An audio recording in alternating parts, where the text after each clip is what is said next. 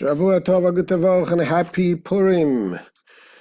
So, it is Motzei Shabbos, Parsha Zachor and Purim, and we're going to learn the Tanya of today, the Tanya of Shabbos, the 13th day of Adar, Bays, the second Adar, and the Tanya of tomorrow, of Purim, the Sunday, the 14th day of Adar Bays, which of course, tomorrow we don't know we're going to have time, we're not going to have time. Purim is a busy day, Baruch Hashem, with mitzvahs, and with the mitzvah of drinking and saying l'chaim and all the good mitzvahs. And again, of course, we have to remember to do all the four mitzvahs of Purim, the four M's. The Megillah, listening to the Megillah is at night, and again in the morning or during the daytime. We have the mitzvah of mishloach manot, giving money, giving the food to items of edible food to a friend. The mitzvah of money, matanot le'avyonim, giving charity to the poor, and the mitzvah of mishta v'simcha, having a meal. And of course, I actually made a mistake by the Friday message when I said that women are not, it sounded like women are not obligated in the mitzvah of hearing Zachor, remembering what a Malek did to us. Actually, there are some opinions that said that women are not obligated, but the others say that women are obligated. So if you did not hear the reading today of Zachor, remembering, the mitzvah remembering of what Amalek did to us, you can come tomorrow on Purim Day, which is on Sunday, Purim Day, in the morning to Shul, when we read again about Amalek, before the reading of the Megillah. And here in the Chabad house, we're going to have it tomorrow at 9:30 a.m. So, it's connected in a way to the Tanya also. Alter Rebbe talks about the elevation of the world. In elevation of the world and refining the world, there are two types of things we deal with. There is the things that has to be eliminated, like Amalek has to be eliminated. The concept of Amalek, the spiritual concept of Amalek, comes from the Sholosh Chlipis Atmeis, the ultimate evil that has to be destroyed. That there is things that can be elevated, things that come from the Klipas Noiga. So we learned yesterday, we learned about the elevation of the spirit, of the material things. When you do a mitzvah with a physical object, then what happens, it elevates the energy that is in that object, the energy that belongs to the Klipas Noiga, and being elevated and becomes connected with God's will. And we explained that really everything that exists in the world is God's will. It wouldn't be existing otherwise. But nevertheless, God's will can be concealed. It's not the ultimate will of Hashem. But a mitzvah, God's commandment, that is no concealment there. This is exactly the will. So when you take the physical object and you use it for God's will, then the energy that is that sustains that object also becomes elevated and becomes included into the holiness. And it's going to explain further that this also is true to the energy that animates the person that does the mitzvah. So let's see inside what the Alter Rebbe says today. There's the Alter Rebbe. Ve'achshav shemekayim be'mitzvahs Hashem erotzonu, now that one fulfills God's commandment and will with these objects, arei hachayu shebehem oile u'mizbatel ve'nichlal ba'oire soif baruch hu shehu ratzonu yisborach ha'melubash behem. The vitality within them, within the objects, ascends and is dissolved and absorbed into the blessed Ein Sof light, which is His will, that is closed in the mitzvah, the divine will that each mitzvah represents. And he says this is a kind of will that is not concealed. It is the open, revealed will of Hashem. Hashem wants that we should do the mitzvah with this esrog, to shake the esrog, the lulav. And the same thing with every other object that we do a mitzvah with.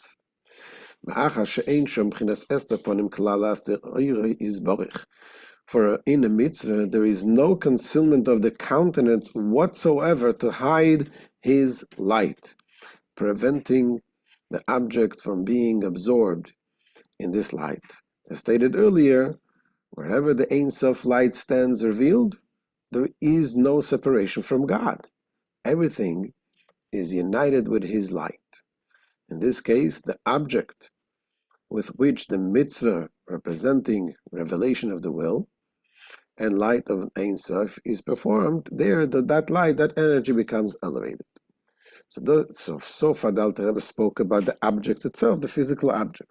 Now the Alter Rebbe continues and says also that the energy of the vital soul that is used to do the mitzvah also becomes elevated, because the godly soul cannot act without the body.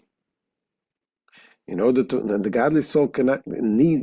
act with the body, it needs a vital soul to serve as the connector, to animate the body to do the will of Hashem. So that vital soul that animates the body to do the mitzvah is a soul that is connected with the unclean domain, the klipas nega, the neutral domain. And when you do the mitzvah, it becomes elevated and included into the holiness. That's what it explains.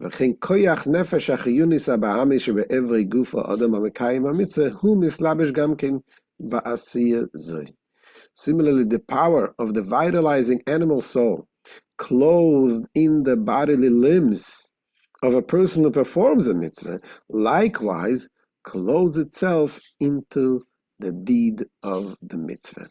And then what happens when it clothes itself into the deed of the mitzvah? It becomes elevated from the klipa and becomes included into the holiness of the mitzvah.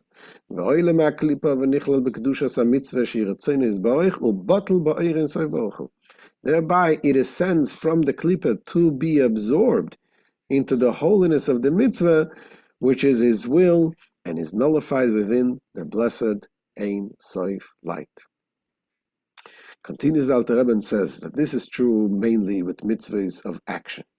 When you do mitzvahs that involves action, the action uses the vital soul to animate the body. But then there are certain mitzvahs that you can do by thinking, meditating. Those mitzvahs do not involve so much a vital soul. In those mitzvahs, the godly soul can work on its own. The godly soul is able to animate the thoughts of the person. So the question is, how does it elevate? How does it elevate in those mitzvahs the animal soul?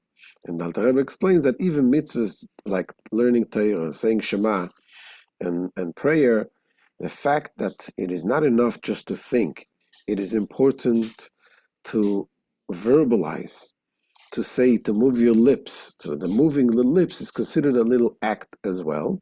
And being that in order to move the lips, you do need the vital soul to animate your movement of the lips. Therefore, the energy that is used to move the lips, that is an energy that also belongs to the klipas neiga, and that becomes also elevated when you do the mitzvah, because God's will becomes connected with this movement, with this energy that moves your lips. That's what Alter Rebbe says.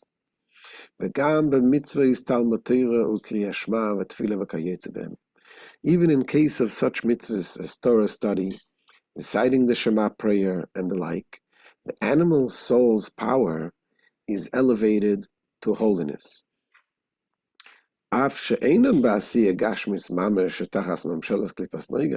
Although they do not involve actual physical action, which is under the domain of klipas noiga,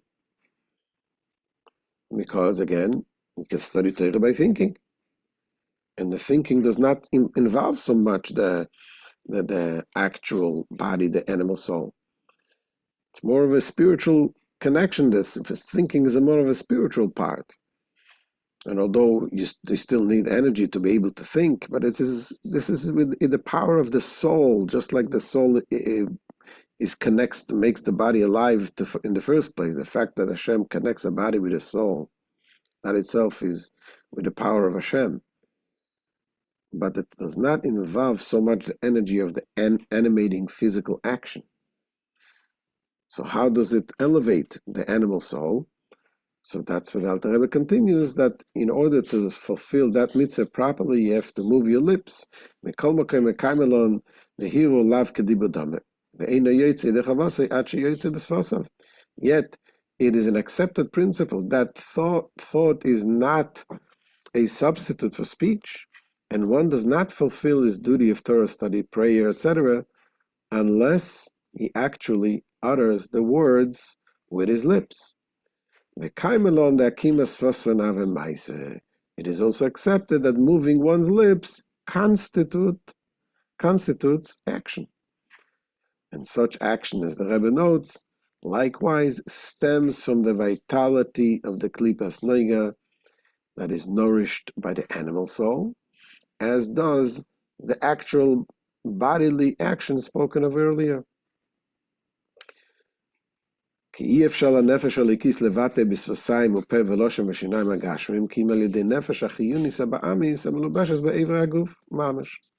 Because the divine soul cannot express itself with a physical lips, mouth, and tongue or teeth, the instrument of speech, except by way of the vitalizing animal soul, actually clothed in the organs of the body.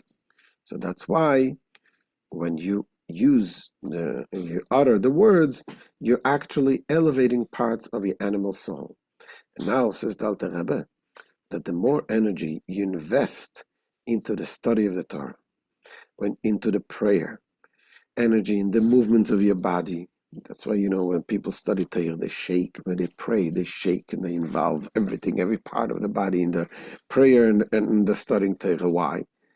Because the more you invest, and the more thoughts and the more energy you invest, you elevate and you allow a greater effect in your body, and more parts of yourself become involved into the study of the Torah.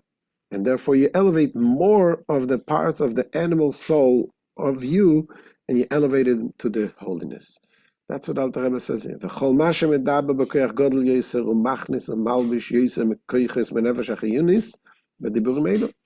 Hence, the more forceful one speaks words of Torah or prayer, the more of the animal soul's energy he introduces and clothes in these words. Thereby, he converts more of the energy of the klipa to holiness.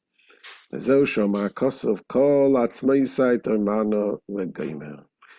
also the meaning of the verse, all of my bones shall declare God who is like you, which means that the words of Torah and prayer must be said with all of one's bones, so that as much as possible of the body's energy be utilized in performing the mitzvah. Continues the Alter Rebbe and says, there's a statement our sages say, that if a person studies Torah with everything, with every part of the body, then the Torah is kept. And there's a story of Bruria, which is a woman, the wife of one of the sages, Rabbi Meir. When she saw students were studying Torah quietly, she told them, why are you studying quietly, silently? If you don't study the Torah, she's the wife of Rabbi Meir. She said, if you're studying Torah quietly, you're not going to be able to remember. It's not going to be in you. You have to study in the voice, aloud, involve every part, and that keeps the Torah, and you don't forget the Torah. Says that the Rebbe continues,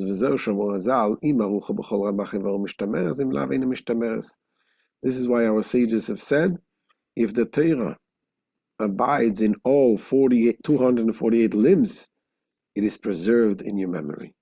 Otherwise, it is not preserved. And he explains.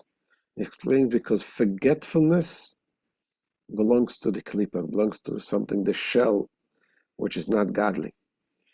In the godly side, there is no forgetfulness. When a person is connected with something, in essence, like there was once a big rabbi, the Talmud Chacham, a tzaddik, that studied and he remembered things. And the students asked him, how do you remember? How do you remember so many years you didn't study this and you still remember everything so well? So he asked him, Do you remember when you take food to eat, you remember they have to put it into your mouth? How do you remember this? That's part of you. When you're connected with every part, when you study the Torah in a way that you're connected with every part, there is no forgetfulness. You forget something that is not so important to you. You're not going to forget your wedding day. You're not going to forget things that are important to you. So the forgetfulness comes from the klipa, from the other side, the not good side. When a person invests every part of himself in the Torah study, in the prayer, and then there is no forgetfulness. That's what it says.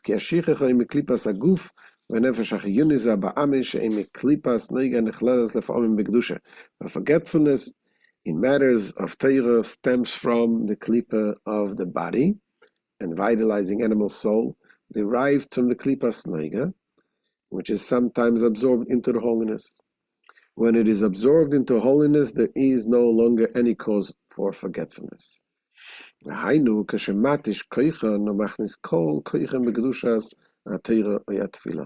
This is accomplished when one weakens their power, the power of the body and animal soul, applying all their strength to the holiness of Torah and prayer. So that's why this is how you elevate the parts of your body. This is how you elevate the energy that is involved in doing this mitzvah. And when you elevate this energy, brings the fulfillment of God's wish to dwell in this physical world. So this is the end of the shir of Shabbos, and we now continue to the shir of Sunday, Purim Day, the 14th day of Adar Bays. And here the Alter Rebbe continues to address the issue of, yes, we understand that you are elevating, when you do a mitzvah, that energy that does the mitzvah. But the purpose, ultimately, what we need to do, we need to elevate the entire world. The entire world needs to be elevated to Hashem. How does your doing one mitzvah, a Jew doing a mitzvah here, a mitzvah there, what about the rest of us? There's a vast world out there. So many billions of people and so many trillions and trillions of creatures in this world. How do you elevate all of this? Now the Rebbe goes on to explain that when you invest studying the Torah, you invest your energy. And you invest your energy comes from your blood. The blood comes from the food that you eat. And the food that you eat comes from the people who work and make the food. It is a ripple effect that when a person does one mitzvah, one place, it basically has not indirectly affected not only things that are directly affected by it, your energy, but everything that is involved. If you eat an apple, and the apple was planted, it was grown in somewhere in South America, and workers needed to work there in order to make this apple. I mean, and there's machinery, tractors, and agriculture, and everything else that was involved to make the people to make sure to work in the farm over there. And there is the clothing that the people were wearing to be able to wear to do. I mean, it's endless things that are connected in a chain-like connection, and therefore, when you end up eating one apple, and you make a bracha on the apple, and you're eating for the purpose of serving Hashem, you cause a tremendous effect that everything that is involved in creating this apple, in bringing this apple to your place, becomes elevated. So what happens if you forget to make a bracha? You miss such an opportunity to elevate all of those things that is involved. That is why everything what we do, we have to realize how what we do needs to be done for the sake of Hashem, because it elevates not only this particular moment that you are involved now, it elevates everything that is involved. This is what Alter Rebbe says in today's shir in the Purim Day. Says the Alter Rebbe, Zois v'oid acheres, an additional virtue in mitzvahs involving action, aside from their function in elevating one's animal soul, mentioned above. So he says, Shekoyach nefesh achiyunis, המסלבשת באוסיוס הדיבור, בתלמוד תורה, תפילה וכייץ בהם המצוות מעשיות, the vitalizing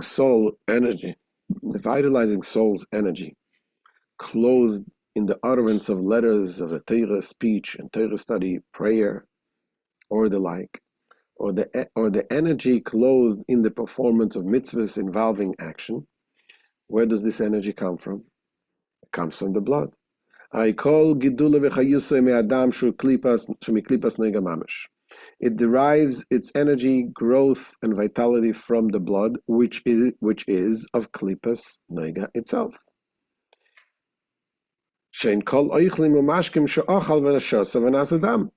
Meaning all the foods and drinks that one has eaten and drunk, and which have become blood, those and objects, the food and everything, belongs to the klipas noiga, belongs to the shell that is the neutral shell that can be elevated, it can be dragged down. These were under the domain of klipas noiga and drew their vitality from it. And now what happens when you use that energy and you do a mitzvah, you elevated all this energy. והתוי מספחס מעל התוי ונכללס בקדושה על ידי כוח נפש החיונס הגודל ממנו שנסלבש באויסיס אלו בעשייה זו אשר הן פנימיוס רצון יתברך בלי שום אסטרפונים. Now that a person performs a mitzvah with the energy derived from this food and drink, this klipa is transformed from the evil to good and is absorbed into holiness by means of the energy of the animal soul that grows from it, meaning the energy nourished by those objects that derive their vitality from the klipa, which has now clothed itself in these letters of Torah, prayer, or in the performance of the mitzvah, which actually constitute the unveiled expression of the inner aspect of God's will. That's what we explained before. The mitzvah is actually Hashem's will, without any concealment. And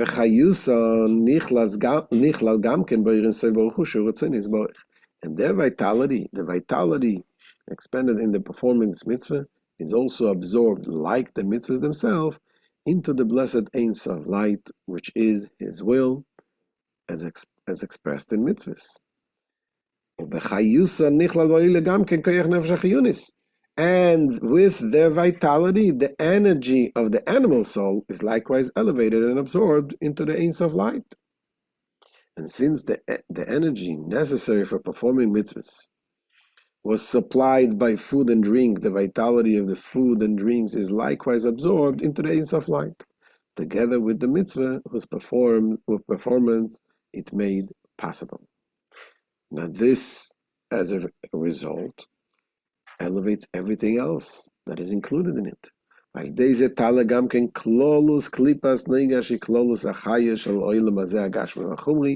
Thereby, all of the klipas noiga which constitute the vitality of this physical and corporal world as a whole will ascend as well. When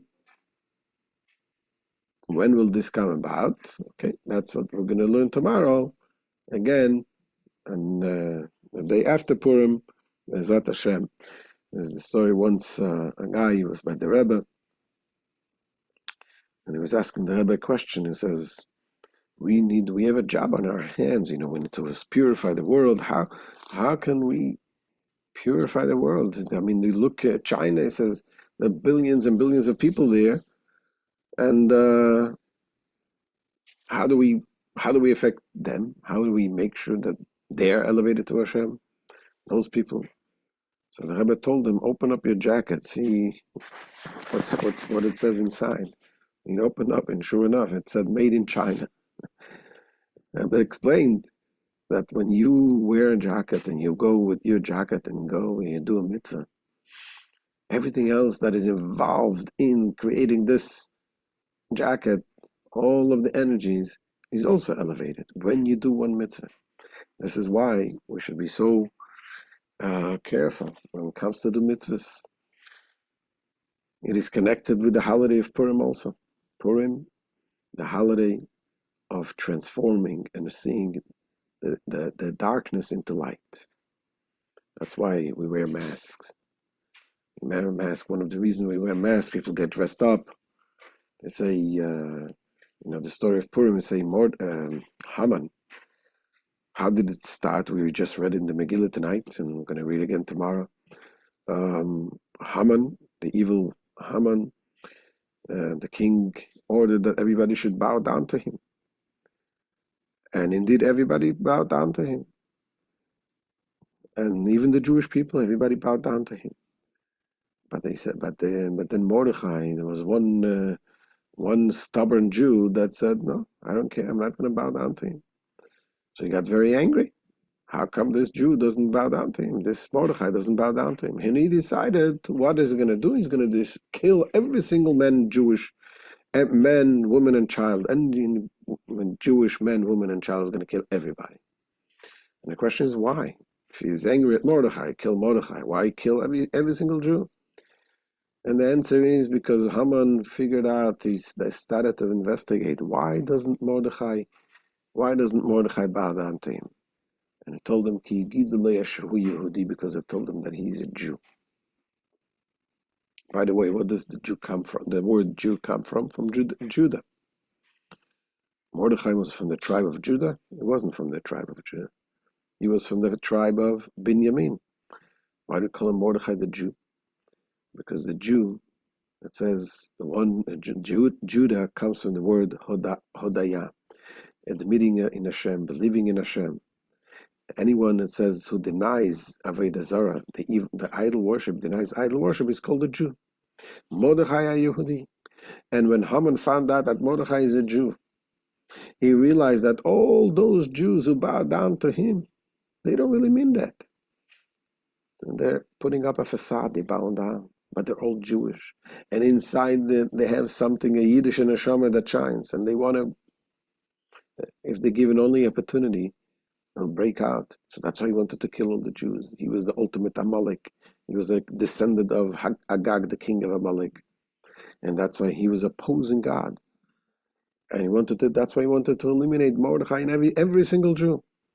And our job is, on Purim, what happened when we stood strong and we overcame this challenge of Haman, and we didn't give in, and not a single Jew said, okay, I'm not going to be Jewish anymore. On the contrary, they stood firm with Mesiras Nefesh, sacrificing the soul, and that allowed the inner connection with Hashem to shine.